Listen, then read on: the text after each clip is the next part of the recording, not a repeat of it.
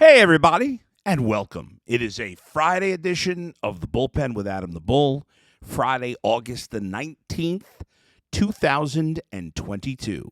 And all I have to say is this. Yeah, I don't know if you can read it. It's okay if you disagree with me. I can't force you to be right. There it is. Anyway, that has nothing to do with anything right now, but I'm just showing off my shirt. I love my shirt. Anyway, lot to get to on this Friday podcast. Obviously, the big news is it's finally happened. A decision has finally been made, and we now know the fate of the Browns. Well, we don't know the fate of the Browns. We know the fate of Deshaun Watson. In case you've been living under a rock,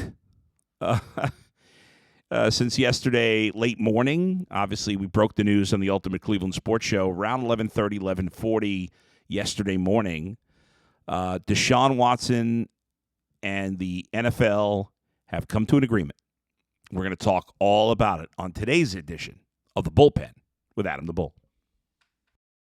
Podcast is not for the faint of heart. And I do think it's time for the Browns to move on. It's not for those who ride the fence. He's proven nothing. But if you're looking for someone who tells it like it is about Cleveland sports, everybody does fandom their way. You've come to the right place. I don't think he's any good. It's time for The Bullpen with Adam the Bull.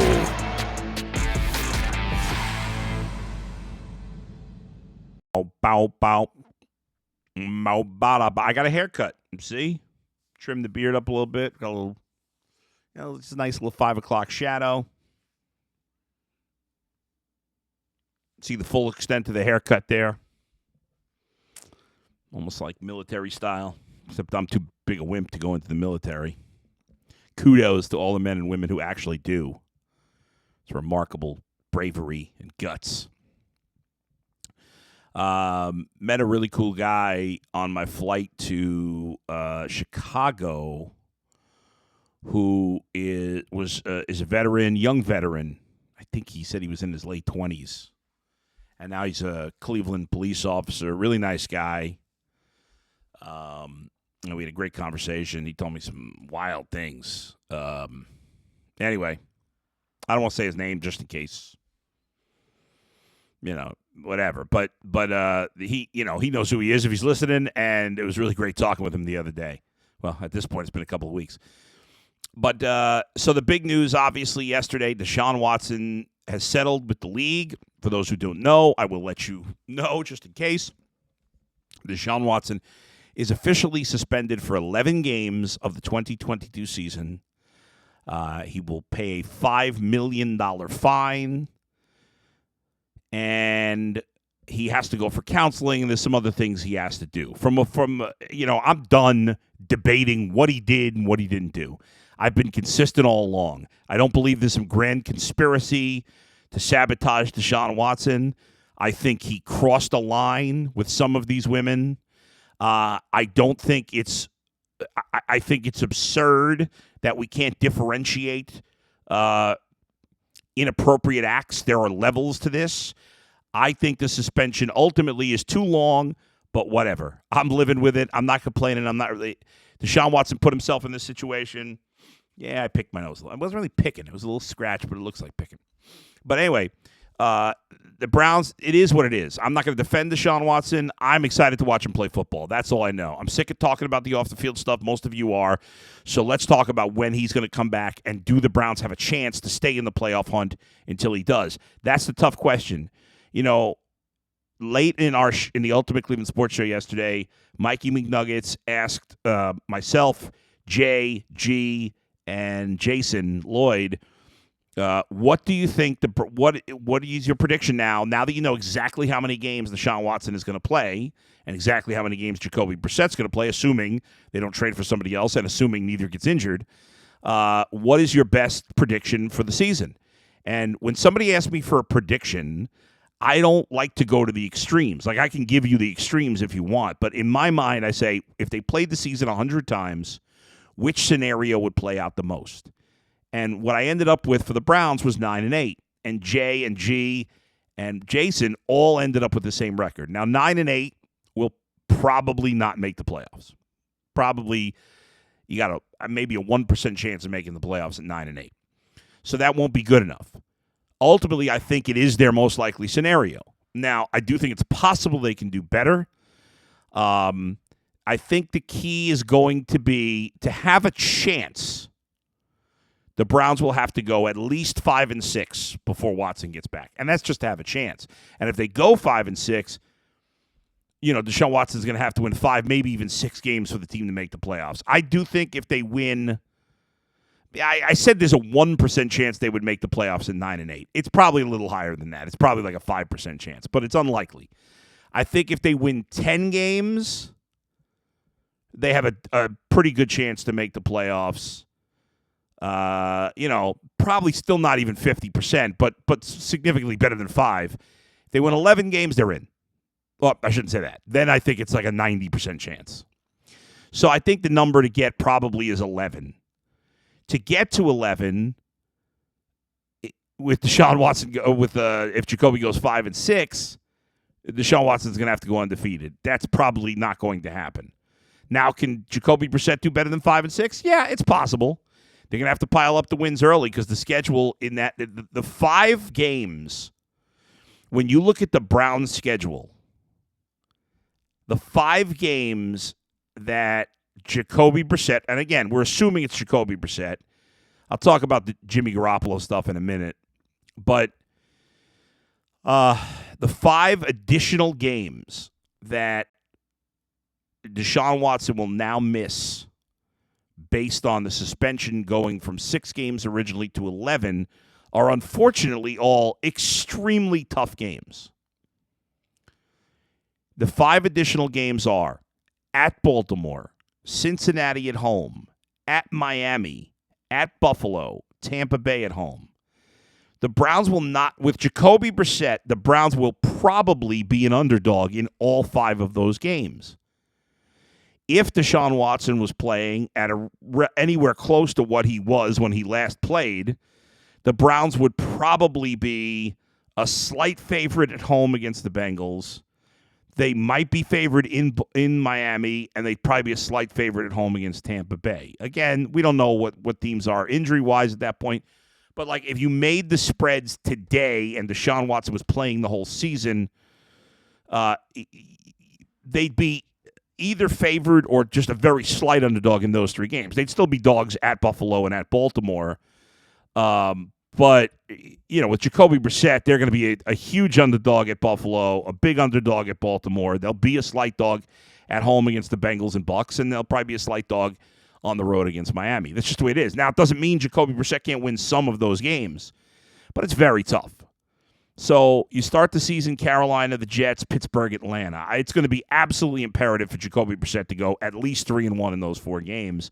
And I don't think it's impossible for the Browns to win all 4. They may be favored in all 4. I can't remember now if Carolina. I think Carolina was a slight favorite for the Week 1 opener. But they're not going to be a significant underdog in any of those games. They're home for the Jets. They're home for the Steelers, and at Atlanta, who's a very bad team. And then you got 2 home games against the Chargers and Patriots, so the competition gets better there. I don't think the Patriots are very good. I do think the Chargers are very good, but we shall see. And then the schedule I already went up against. It is going to be extremely hard for Jacoby Brissett to win more than 5 games. Because in those 11 games, you're only playing 3 teams that you think are bad. Carolina, the Jets, and Atlanta. Then you're playing 3 teams that are kind of middle of the road, Pittsburgh, New England, and Miami. And then you play 5 games against really good teams, Chargers, Ravens, Bengals, Bills, and Buccaneers. Now, 3 of those 5 are at home. Only Buffalo and Baltimore on the road. But for him to go better than 5-6, it's going to be a challenge. Again, it's going to be tough. The Browns are a talented team, but in a lot of those games, the Chargers, the Ravens, the Bengals, the Dolphins, the Bills, the Buccaneers, even Pittsburgh, you're playing other rosters that are really good, and except for Pittsburgh and maybe Miami, Those other games, those rosters are all real good, even if minus the quarterback, the Browns are slightly better than some of those teams. But those teams, assuming their quarterbacks are healthy, with Herbert, with Lamar Jackson, with Joe Burrow, with Josh Allen, with Tom Brady, those are significant edges at quarterback. Those 5 games will be very tough. Now, doesn't mean he can't win any of them, but I don't think you can anticipate Jacoby Brissett going better than 1-4 against the Bengals, the Bills, the Buccaneers, the Ravens, and the Chargers. I think it's going to be very hard for him to win more than one of those 5 games. Maybe 2, best case scenario. So you've got to take care of business against the other teams. You got to win almost all of those other games to have a shot. Now, even if he goes 5-6, the Browns will still be alive by the time Watson comes back, and that is the key. I don't believe this is a wasted season. I don't believe the Browns have no chance this season. I think they may not be in great shape when Deshaun Watson comes back. And I know, listen, some people out there probably think the Browns are going to do a lot better than I do. I would, I think 5-6, is the most likely scenario for Brissett. If he can go 6-5, that'd be great. If you ask me, would you sign for 6-5 after 11? I would absolutely, and I think any smart fan would sign for a 6-5 record through 11 games, because then you got a shot to go to the playoffs with 4-2 from Watson and an excellent chance at 5-1. Again, that still won't be easy, but that's doable. So I would sign for that. Can Jacoby Brissett, can he hold? There's going to be a lot on the defense. Myles Garrett, Denzel Ward have to lead the defense. They have to play extremely high-level football early. Same thing with the running game. The offensive line, Nick Chubb, Kareem Hunt, the other guys in the backfield, it's going to be on them. It's going to be on the defense to play. The Browns have to hang in there and maybe even do better than I'm hoping. Go 6-5 or 7-4. With Jacoby Brissett, to do that, the Browns are going to have a top 5 defense and a top 5 running game. They've got to be dominant in those areas. That will give them a chance. Can't be middle of the road, and they wouldn't be, obviously, on the running game. You have to dominate those 2 areas. That will give you a chance. Now, when I come back, will the Browns have a better chance with Jimmy Garoppolo, and are they likely to go down that road? That's coming up next. BetOnline.net, the fastest and easiest way to check in on all your betting needs. Find all your favorite sports and events, the #1 online source for odds, lines, and games. Find reviews and news of every league, including Major League Baseball, NFL, NBA, NHL, combat sports, esports, and even golf. BetOnline continues to be the top online resource for all your sports wagering information, from live in-game betting, scores, and podcasts. They got you covered. They are the best. I love it. Head to BetOnline today or use your mobile device to learn more about the action. BetOnline, where the game starts. And we continue. Jimmy Garoppolo's been talked about a lot. Now that the Browns know that Deshaun Watson's going to miss 11 of the 17 regular season games, will they continue to be aggressive and go after Jimmy Garoppolo? My gut tells me they will not do it. Would I do it? Yes. Will they do it? I don't think so. Is Jimmy Garoppolo better than Jacoby Brissett? Yes. Does he give them a better chance to stay afloat, to give them does he give them a better chance to put the team in position that they could make the playoffs with a great stretch from Watson at the end? Yes. Did they think that's the case? I don't know. Are they worried about the cap hit? I think they are. There's a lot of talk about how the Browns have a ton of cap space. They do for this year, but remember, every dollar you spend affects the cap for next year. And Deshaun Watson and even Myles Garrett and Denzel Ward and Wyatt Teller and Joel Bitonio, all these guys that recently got paid, they're all getting big raises next year. So the Browns right now are projected to be, I think, right around the cap or even over. Now, we don't know exactly what the cap's going to be. It's going to go up a lot next year, and maybe it'll end up going up more than they think, because that huge TV contract they agreed to a couple of years ago is kicking in next season. And revenues are back to normal in terms of people going to games and stuff like that. So the cap's going to be pretty big, but the Browns do have to consider it. I always believe there's a way around the cap. I don't believe the Browns should not trade for Jimmy Garoppolo for cap reasons. If, for whatever reason, Kevin Stefanski and Andrew Berry think this team is in good hands with Jacoby Brissett, and he gives them as good, if not better, a chance to win than Jimmy Garoppolo. If that's what they truly believe, then okay. I don't have a problem with that. I disagree. They would know more than me. I think most of us that have watched football would think that Jimmy Garoppolo gives them a better chance. But ultimately, if they disagree, okay, you stand by that decision, fine. What I don't want to see, and we'll never know this if they don't trade for him, but if they don't trade for him, is it because they don't think he's an upgrade, or is it because they are worried about the cap space? The first one, I'm fine with. I may disagree, but I'm fine with if that's what they believe. The second one, I got a problem with, because when you traded for Deshaun Watson, you decided you were all in. You were throwing caution to the wind. And so I don't want to waste the season from Watson, because I got a chance, if we have a decent record without him, to get to the playoffs. And if I have a quarterback of Deshaun Watson's caliber and I make it to the playoffs, I can win the Super Bowl. I've got a quarterback that I believe is capable of winning the Super Bowl. Now, he's got a lot to prove. By the time he gets on the field, it'll be almost 2 years since he's played. He's only won one playoff game. He's been to the playoffs 2 out of the 3 full seasons he's played. So, there's no sure thing, of course, but he has the talent to win a Super Bowl. And I think he will give the Browns a fighter's chance to win a Super Bowl every year. He was awesome in Houston. I know they didn't win his last year, but he was awesome with a bad offensive line, no running game, and in 2 of his 3 years, he did have one great receiver in DeAndre Hopkins. 3rd year, he had none. He did, Will Fuller was good as a second receiver, but he was always banged up. And his last year, he had no offensive weapons at all. He never had a good offensive line. He never had a good running back. The Browns, while they don't have a great wide receiving core, do have Amari Cooper, who's better than anybody they had their 3rd year. Certainly, their running game and their offensive line are significantly better, and that should make Deshaun Watson even better, even though he played great the 3 full years that he played in Houston. They only won 2 of those 3 years, and he only won 1 playoff game. Again, he's got a lot to prove. He's got to prove he could win when it matters the most. And if he has the talent around him, which he now does, well, that's on him to prove it. Okay? So he goes there and lays an egg and then does it again next year and they lay an egg again. Then we're going to start to criticize him. But I believe he gives them a chance. And I believe Jimmy Garoppolo gives them a better chance to give him a chance to get them to the playoffs. If I'm Jimmy Garoppolo, he wants out of San Francisco. They want to move on from him, right? The teams that need a quarterback, yes, in Cleveland, he would eventually be replaced by Watson, whereas maybe if he went, I don't know, a couple other places. I don't know if anybody else is interested. There are a couple other places where maybe he would play for the whole season. He's better starting quarterback than some starting quarterbacks out there, but not many, and those are bad teams.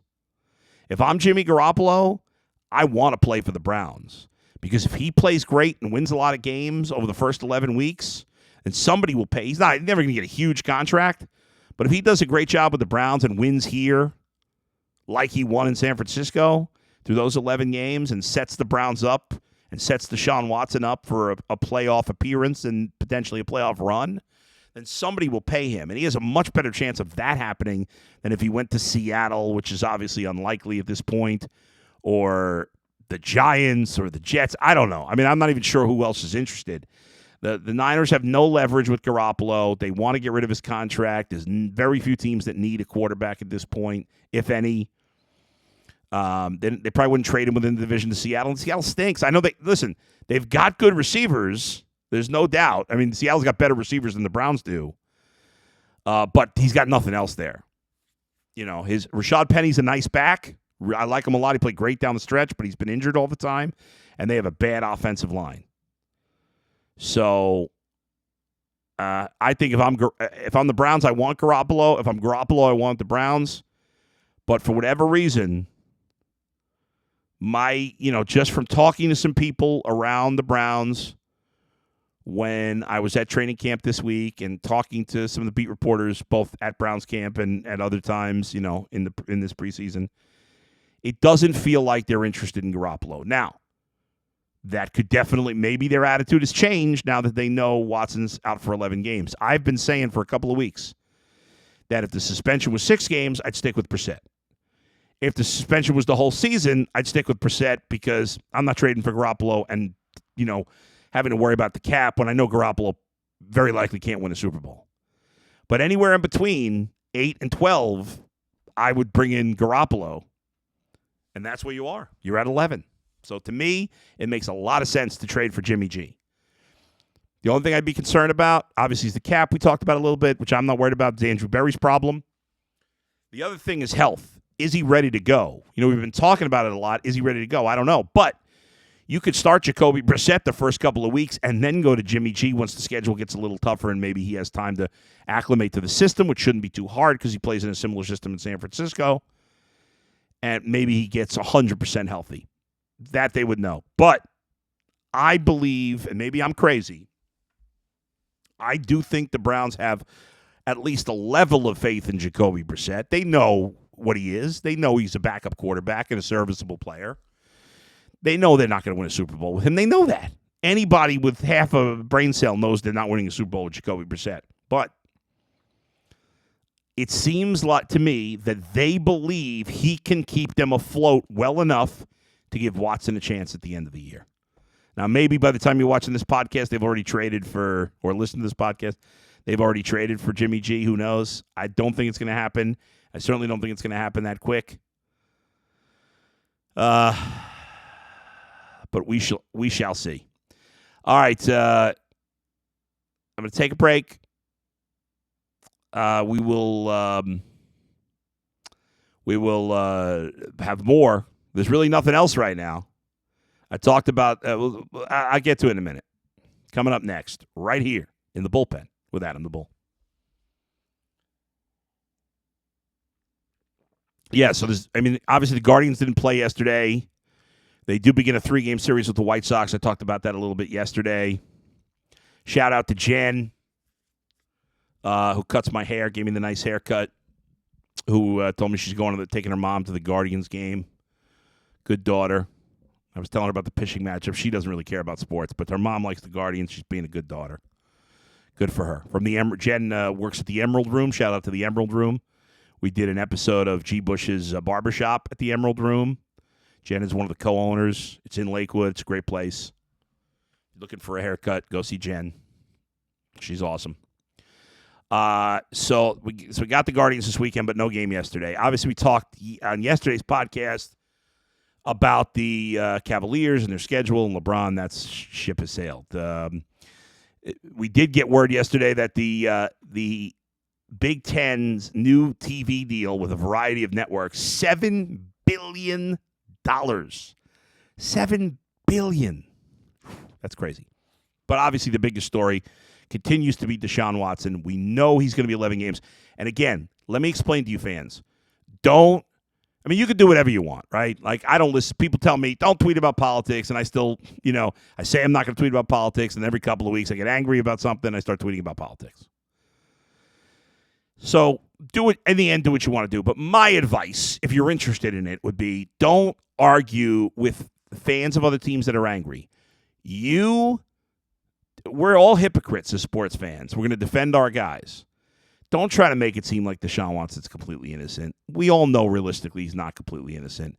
I'm not saying he's the worst guy in the world. He crossed the line with at least some of these women. It seems pretty obvious. I don't think he's committed the worst crime on the face of the earth, but he's not an innocent bystander here. There's not some grand collusion to get him in trouble. We can't, you want to be mad at the commissioner or whatever. I think the 11 game, I thought 6 was fair. We still get him for 6 games this year. Let it be. He suspended 11 games. I don't care about the money. I no longer want to talk about the off-the-field stuff.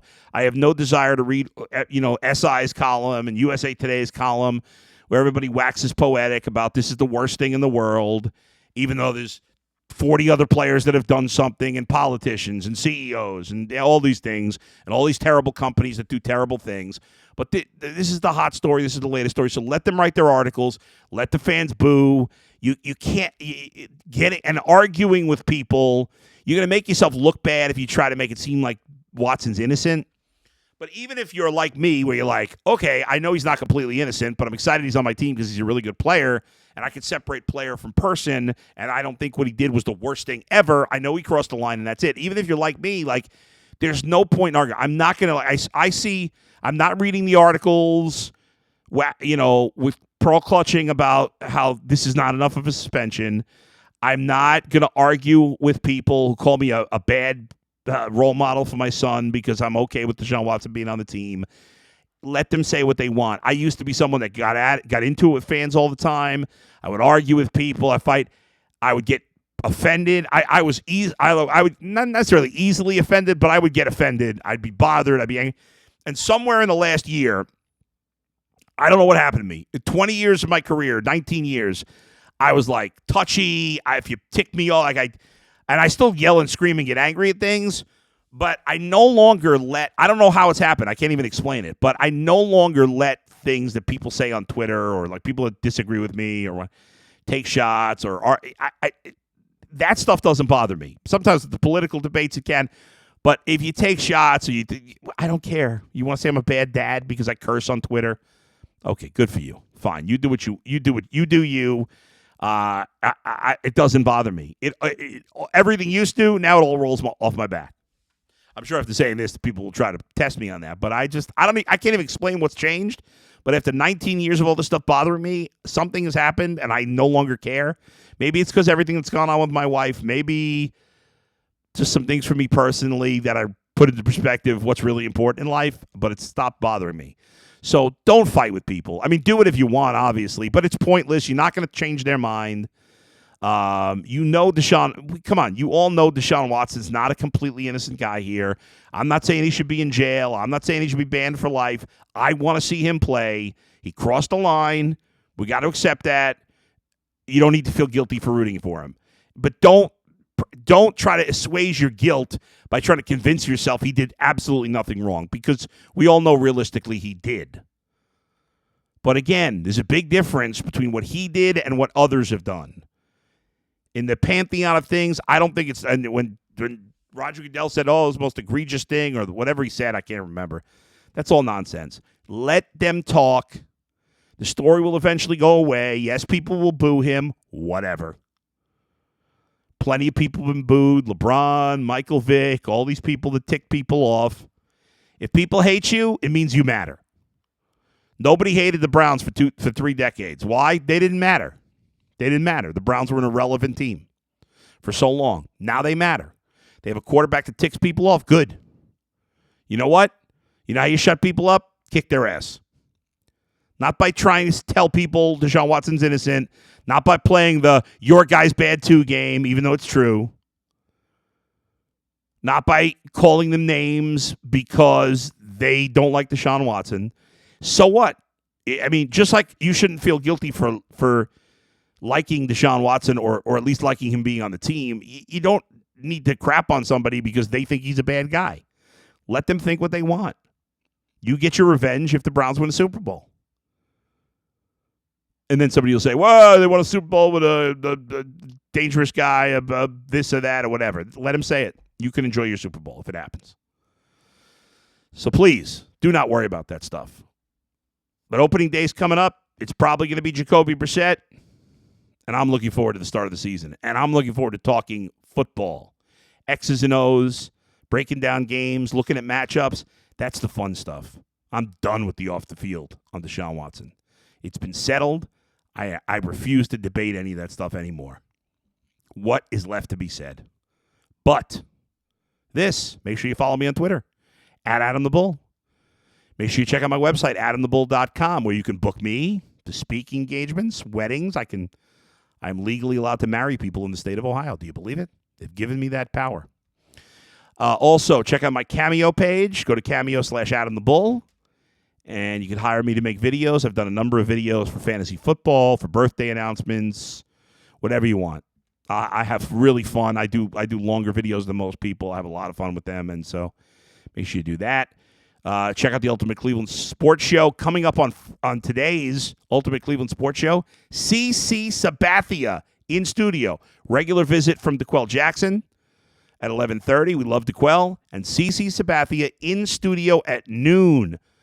Hopefully it's not past noon already and you missed it. But I'm so excited. I loved CC Sabathia when he played. He seems like a great guy. He's talked about his struggles off the field. He's going to be a Hall of Famer, I believe, one day. I called games of his when he was in the New York Penn League in 1999, his second year of Pro Ball. Can't wait to talk to him in person. It's going to be great. Also, check out the Locked On Browns podcast with my guy G. Bush and Jeff Lloyd. That's it for now. Have a great weekend. I'll talk to you Monday. Where else but right here in the bullpen with Adam the Bull. See ya.